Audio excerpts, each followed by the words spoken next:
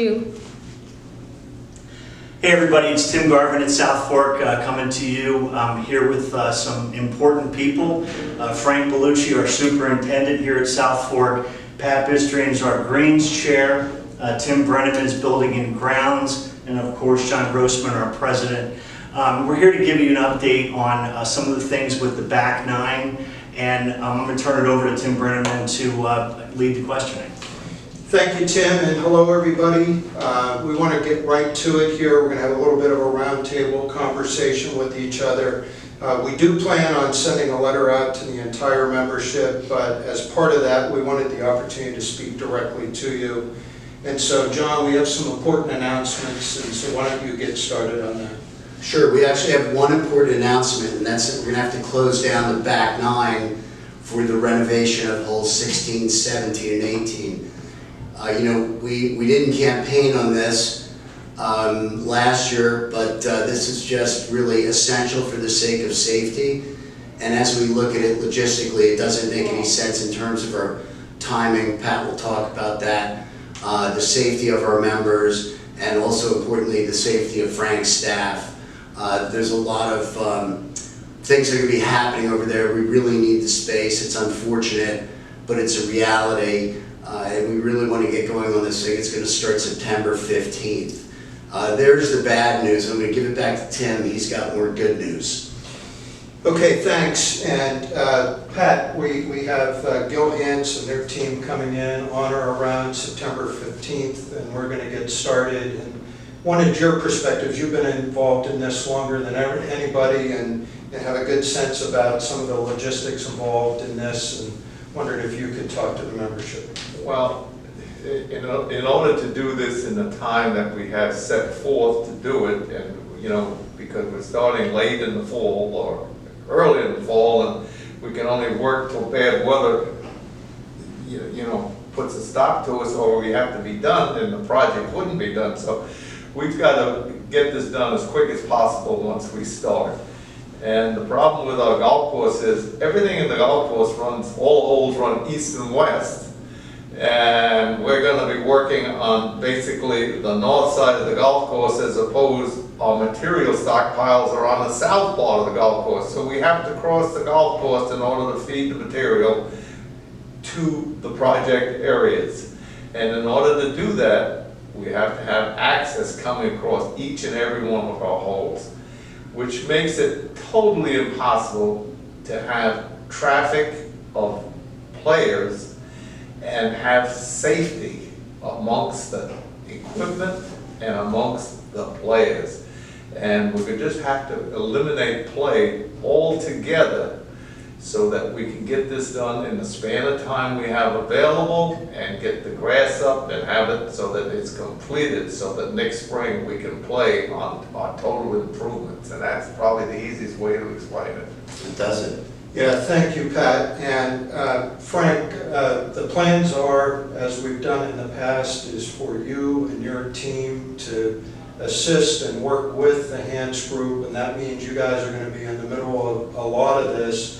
And I wondered if you could have a couple of comments about the logistics of moving the material around.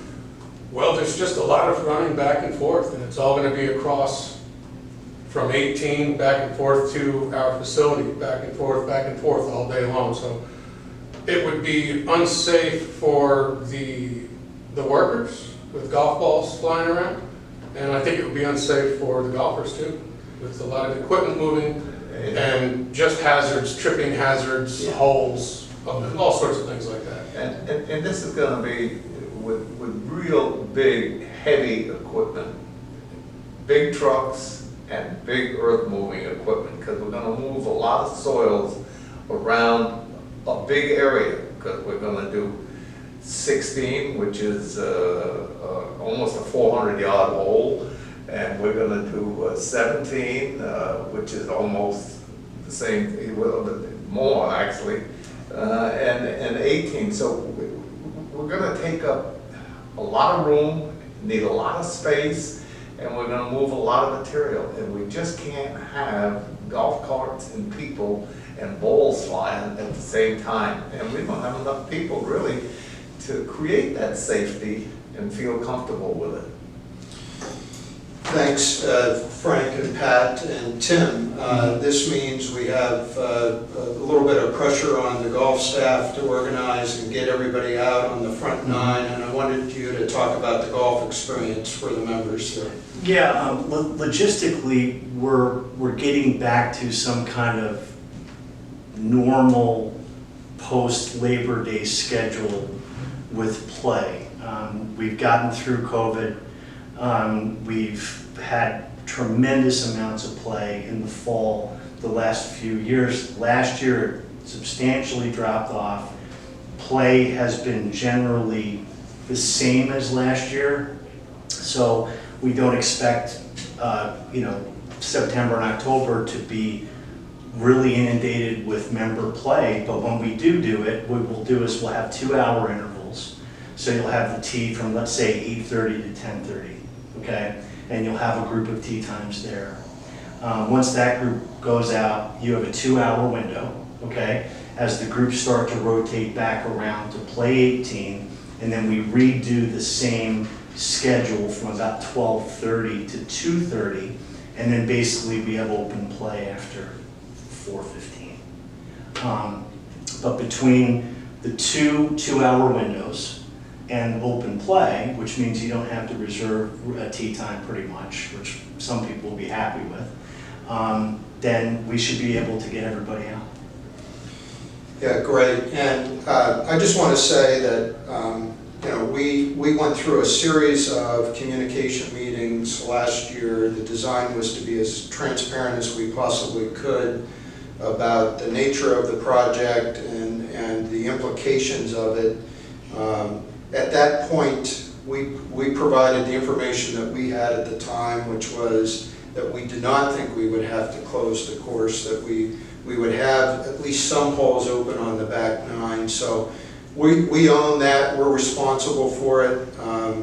So I wanted to acknowledge that. We had focus group meetings, we did videos about it as part of the conversation. But as we've looked at this, we really don't feel like we have any other alternative relative to this. The other thing I wanted to say before we end, and this is a little off topic, but the membership doesn't get a chance to see Frank all that often and recognize him. And this has been as hot and as dry of a summer as we've ever had. And the golf course has really been in fantastic shape, and it's thanks to Frank and his teams and all the work that they do that the facility looks as nice as it does. So on behalf of the membership, I do want to say thank you for all of that work. And John, back to you. Any last words before we wrap this up? Really nothing other than I think it's been an exceptional season. In general, I hear good things. I think all of our departments have worked seamlessly and very well together. This is year 2 of a different management program. Frank has run a great operation outside. Tim has done an incredible job with everything just to make all of our lives easier as members. And it's been great for me as a member. It's been a great season. I hope everyone else has had a great season too. Enjoy your golf club. Thanks, everybody. Thank you, everybody. Thank you.